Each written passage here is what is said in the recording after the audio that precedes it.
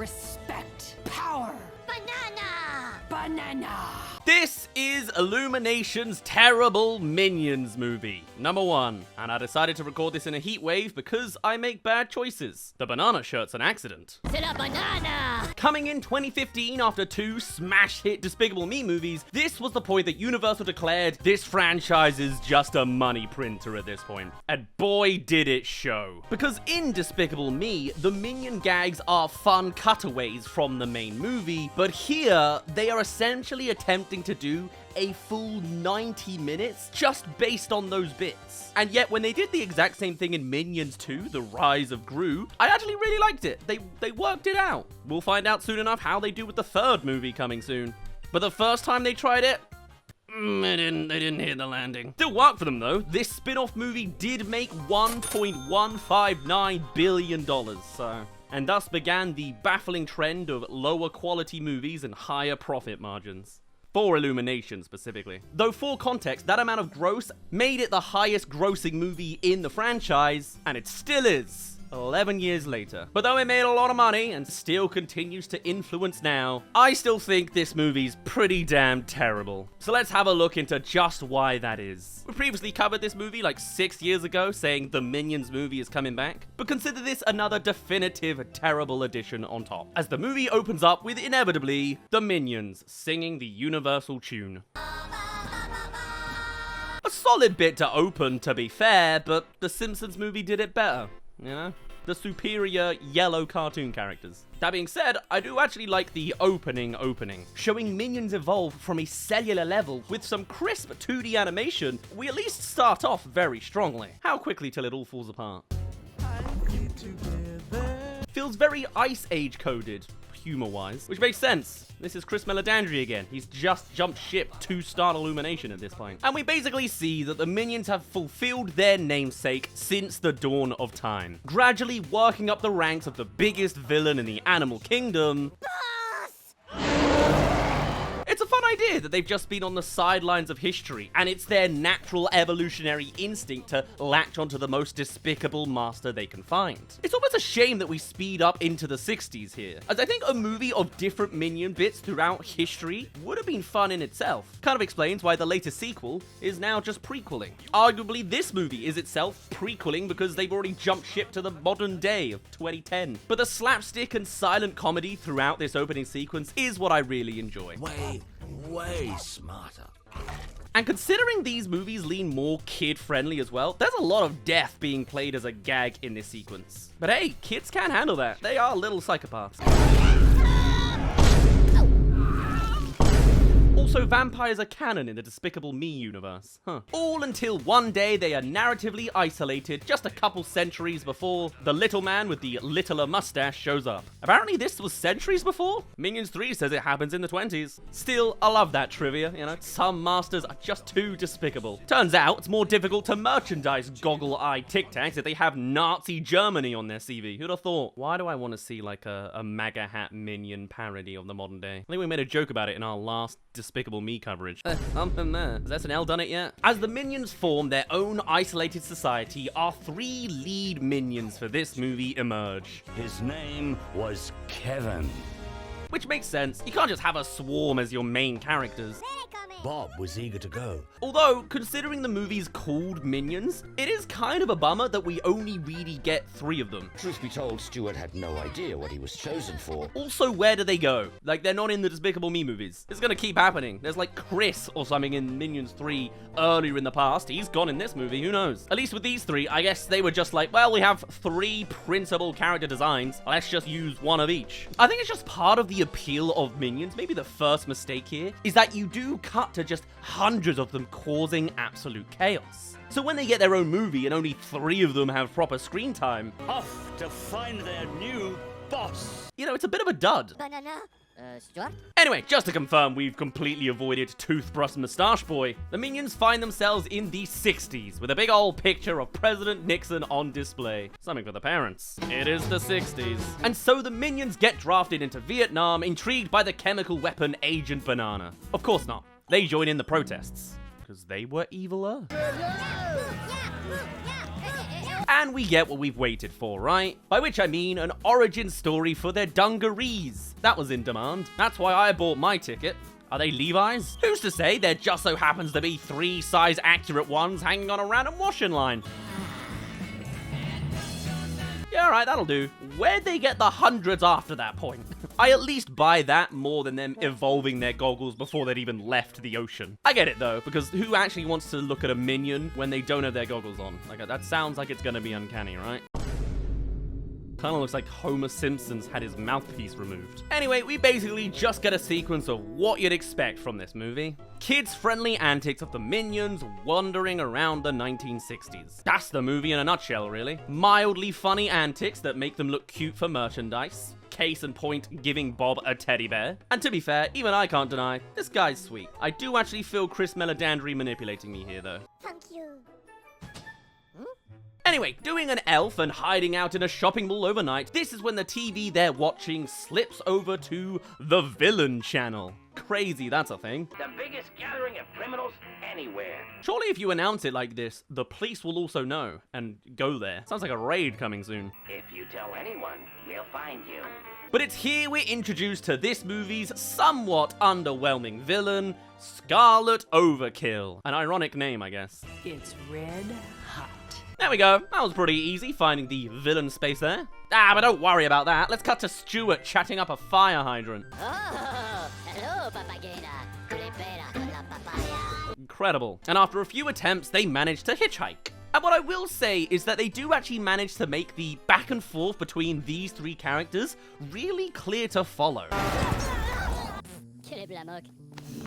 Which is quite impressive considering all of their dialogue is in Minionese. It's kind of weird how well it works, if anything. And it's interesting how much you can get across through just character expression and intonation. Illumination may make terrible narratives, but as per usual, the actual animation, and I guess in this case the directing and voice performance, is genuinely incredibly talented, even in one of their worst movies. You can see why these characters are popular worldwide, considering the language is not an issue at all for them. Makes them more universal than ever before. What do you say we give these fellas a ride? Yay! The human characters, of course, get dubbed, but the minions can basically remain unaltered across all territories. It's great. You know that was a pitch just to sell better internationally. But they find themselves picked up by a family who just happen to be a crime family. It is the 60s. But to be fair, I think that kind of chaotically convenient storytelling does well specifically within the bombastic Despicable Me world. In fact, the reveal of them all putting their disguises on is a pretty fun bit. You guys wait here.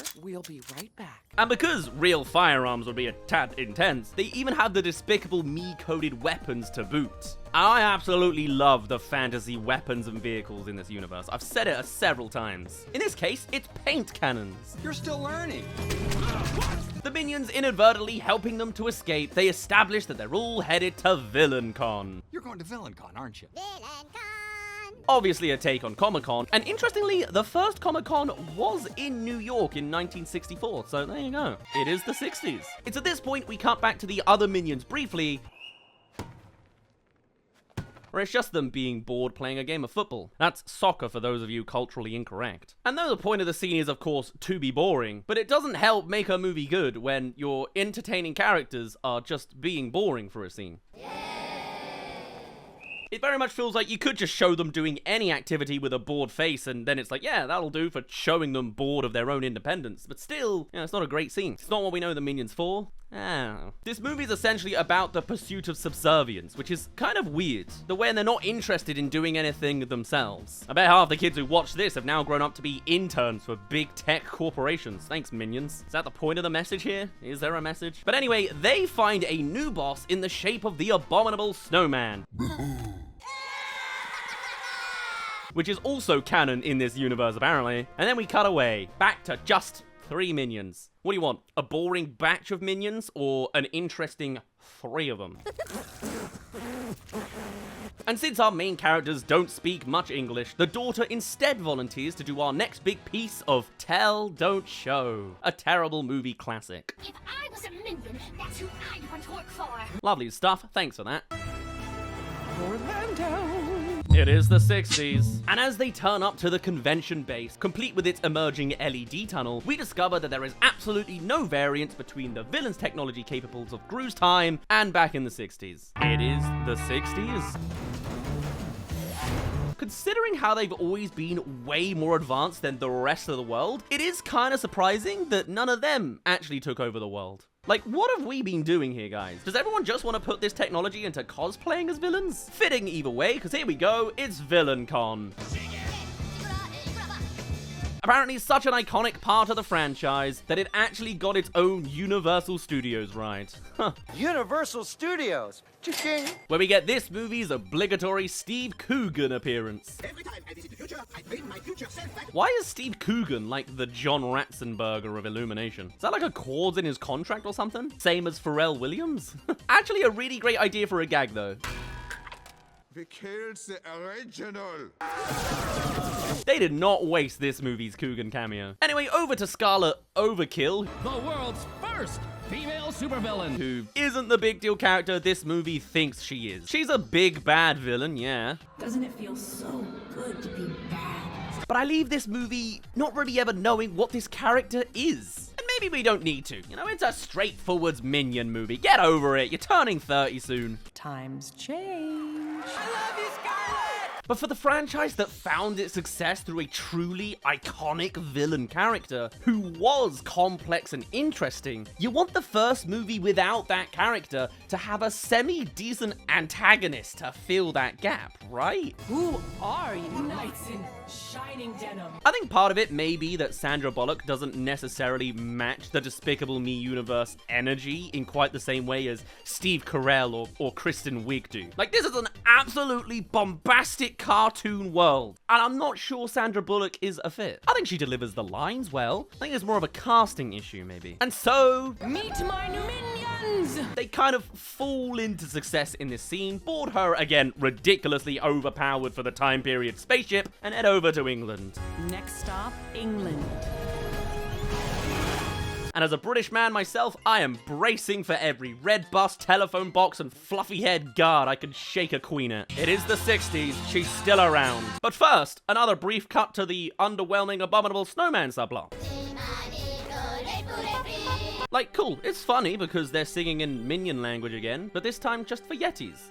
Except in a movie where these characters are the focus, them singing in their language isn't as funny as it would be if it was a cutaway in a mainline movie, you know? Where you're gutting away from the focus on human characters. I just kind of shrug at the Minions song number in this movie. You know, they're not very funny. The Minions, not funny. That's a disaster. It's also kind of impressive how most of the Minions have found themselves in their usual role in a Despicable Me movie, being characters we just occasionally cut to, even in their own movie. They've essentially swapped Gru with 3 Minions in a trench coat, and otherwise for the rest of them, it's narratively business as usual.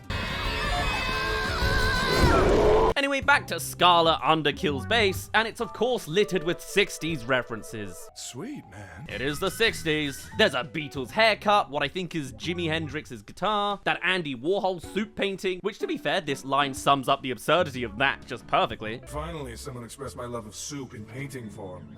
That's John Hamm's voice, by the way. And here is where we discover that for the second time in 5 years, Queen Elizabeth is gonna find herself in an underwhelming animated sequel. Biggest fan. Love her work. Though I'd say this is probably still my favorable instance compared to Cars 2. And I really, really, really want her crown. It's a simple plan, but perfectly in line with the other evil schemes we've seen in this movie. So you know what? Thumbs up there. You have the Queen's crown in the 60s, and then we work our way up to stealing the moon in the 2010s. And weirdly, I don't know if the later villains particularly overtook that level of ambition that Gru had in the first movie. Maybe that's just because he's a pretty good villain, despite the premise being that he was seen as the worst. And though I've given Sandra Bullock a hard time on the casting, I do actually like this memorable moment here. Respect. Power. Banana! Banana.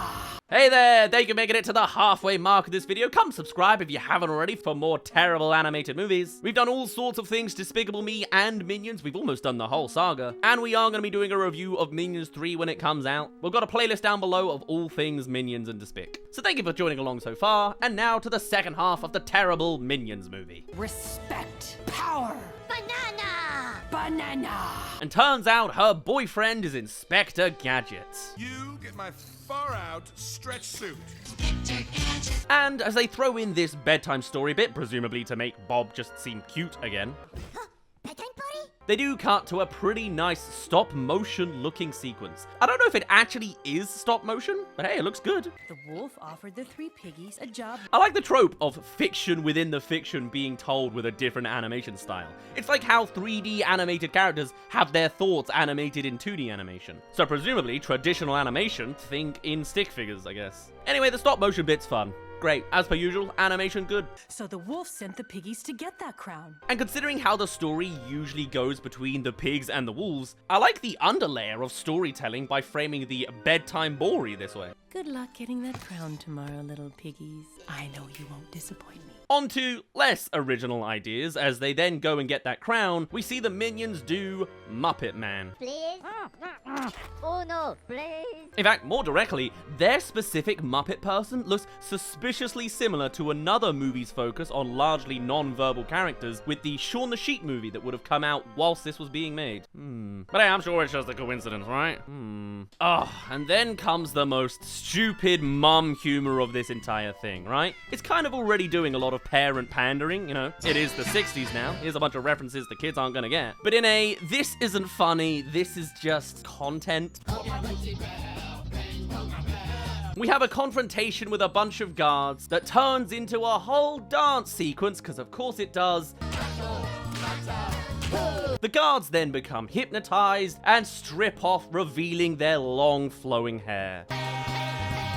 Ah, God, I hated watching this. Something about this scene in particular just feels so very terrible Minions Movie 1. It's a vibe they don't go back to. They don't do these musical dance numbers anymore. It's just, I don't know, man. I don't know. My granddad was one of those guards, so maybe I'm just a little biased as well.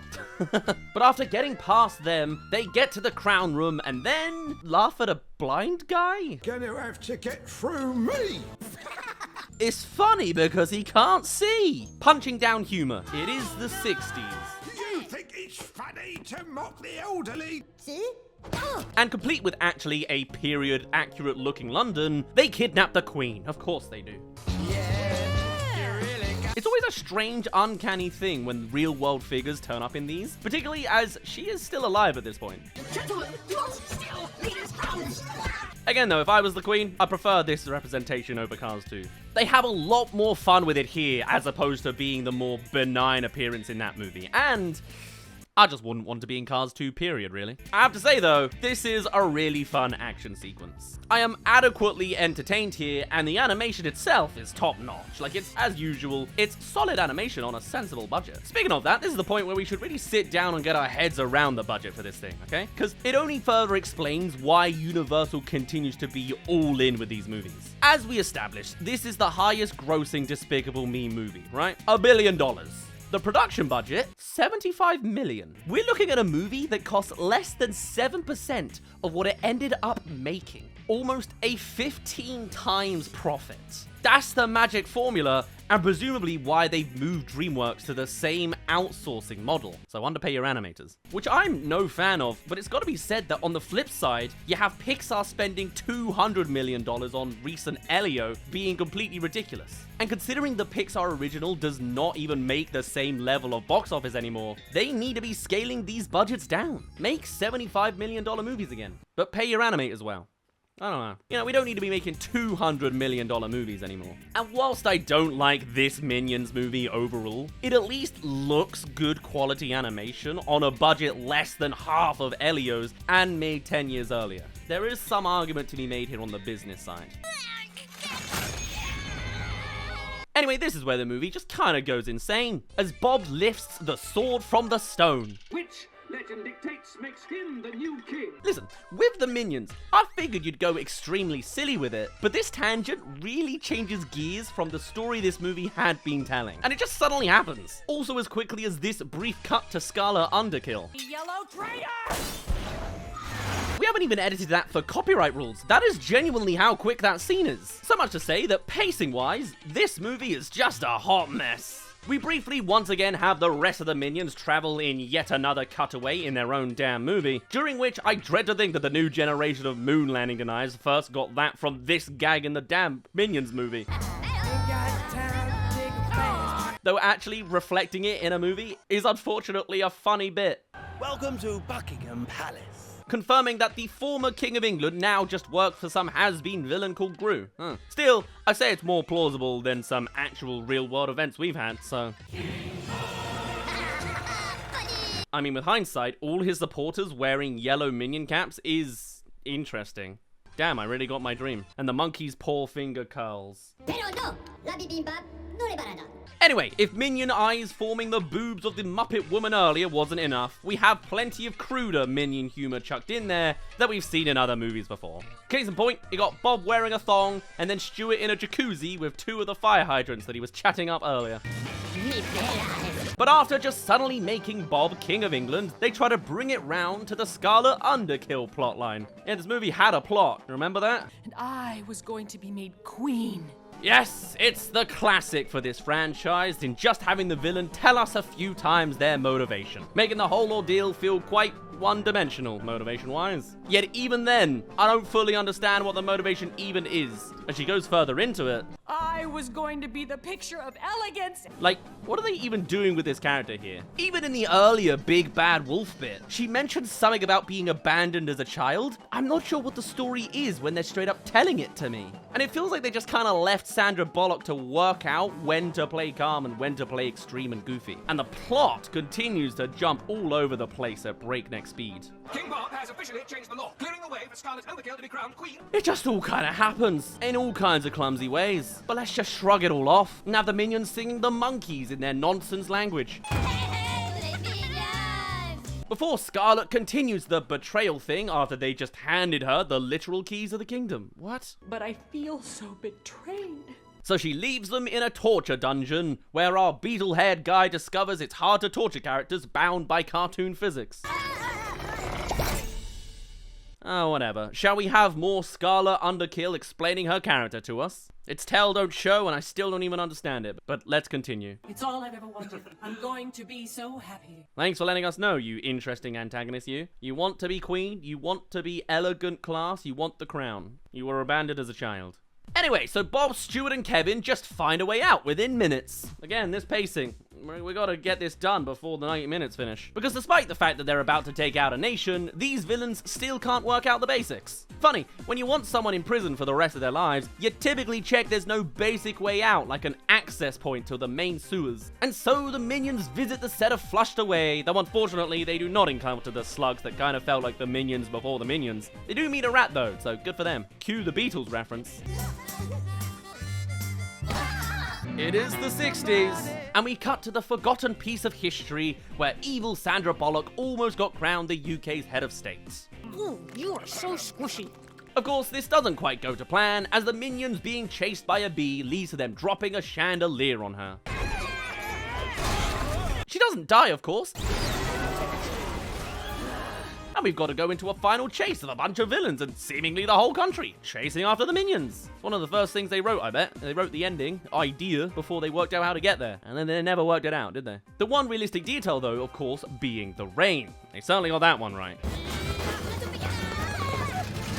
All the while, the rest of the minions have arrived now. Mind the gap.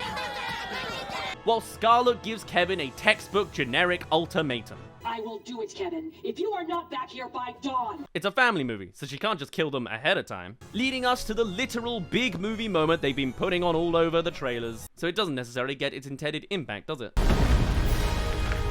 Yes, the giant Kevin is here to artistically represent the minions' impact on pop culture. For better or worse. An actual in-movie victory lap for Illumination. I think that's a detail I do enjoy though, that London streets are too narrow for a kaiju-sized character to walk through safely. If you wanted to know why Godzilla doesn't really bother England very often, there's your answer. Although I guess he would also just, you know, trash it anyway. It's probably like stepping on Legos though here. Just like Los Angeles in Despicable Me 3, weirdly the geography of the place is the most acutely detailed part of the whole movie. Forana. And into the final battle we go with Scarlet overdressed. So that's your plan? Make yourself a bigger target? The funniest part of that sentence is plan. The guy just stumbled into the machine. And at last, we have all the minions involved in the Minions movie. All lined up in place for Kevin to save the day by doing a Transformers special and throwing her through several buildings. One of said buildings collapsing, so presumably lots of people perished in the process. There wasn't an evacuation. But it's fine, some people died here and there. It is the 60s, you know, it happens. And now the minions are all reunited. Yay! Buddies!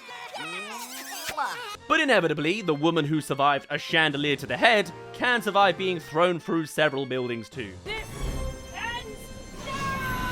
So we have the final confrontation with Scarlet, where apparently the one thing she can't survive is a giant minion blowing himself up. And briefly, things look bleak. Not for long though, as somehow the explosion that happened inside of him just shrunk Kevin. Arguably, this is kind of the franchise you could kill minions and we wouldn't know, you know? You could kill Kevin and the rest of the minions go on without him. But they're all eternal anyway. We can't treat them like Pikmin, but it'd be great if they did. I don't know, man. Imagine minions are constantly actually dying and then just more pop up. Dark, but fun. And what I'm saying is kill Kevin. Well, at least he's gone in every other movie forwards and back. Here to celebrate the millions! Hooray for the characters who literally overthrew you and caused all of this to happen in the first place. Wow, what senses we are making with this little story. To be fair, this is the queen that then, after losing her power, just goes to a local pub and drinks with the local lads. Honestly, I love that interpretation of her character. Nothing makes sense though. As long as we get another cute moment for Bob and his teddy bear though, I think we're just gonna be fine. We're not even accounting for the merchandise sales here. Tiny crown for your teddy bear. Absolute shameless manipulation there. But yes, we get this final bit where the queen basically pulls a Wizard of Oz reward scene, minus flying off in a balloon. Scarlet tries to steal the screen before the real boss villain shows up. I don't think so. Ah ha ha, ending on a fan-pleasing moment that directly leads into the next Minion movie. Is Gru 60 years old? Like, this is 50 years before Despicable Me 1. How old is he? Greatest supervillain of all time! Who are you? Oh, that is pretty satisfying though. More satisfying than them trying to wrap up the rest of this, as if we had a well-rounded, satisfying narrative here. The minions found their new boss. He was despicable. You get it? At least until Hitler 2 shows up. And that was Illumination's terrible Minions movie. A tale of doing something for the money and actually working. Because this is barely a structured movie. In fact, the Scarlet Overkill storyline is easily the weakest part of the movie, whilst the random Minion stuff is just... you know? And whilst I do think you need to go crazy off the wall with a Minion spin-off movie, you know, that's what I love about the sequel, what we get here is just a complete mess of something that wants to be both chaotic comedy movies and a formulaic Despicable Me movie. The fact that they even attempted a cohesive plotline and a villain that supposedly has motivations was maybe the mistake. I would have rathered a movie with a looser plot of just all the minions stumbling around the world until they eventually find Junior Gru. That's right, I somehow want a weaker narrative out of this movie. I do like the period setting though, and at the very least, they animated the aesthetic really well, even if the villains had technology that would still be advanced even now. But seems as this was all one big cash grab anyway, you may as well go nuts and have fun with it. And again, they very much did that successfully with Minions 2, so they did get there. And by the looks of it, they've gone even more insane with Minions 3, so I guess we'll see how that pans out. We'll be reviewing that movie day one as well. Maybe I'm just a grump who first saw this movie in cinemas when he was 18, rather than the target audience. A child. And maybe this was a big part of your childhood. It has been 11 years since then. It's all subjective, isn't it? But if there's one thing that's certain, it's that there will be more Minion movies from here. This is a franchise that'll never die. You see what they've done to Ice Age? It's the same guy behind it all. On that note though, I'm gonna finally end it off there. My name's been Daz. I thankfully didn't melt in this heat wave. I'm very lucky. I'd love to hear all of your thoughts on all things Minions 1 specifically. But otherwise, I shall see you all in a little bit. It is the 60s. Cheerio.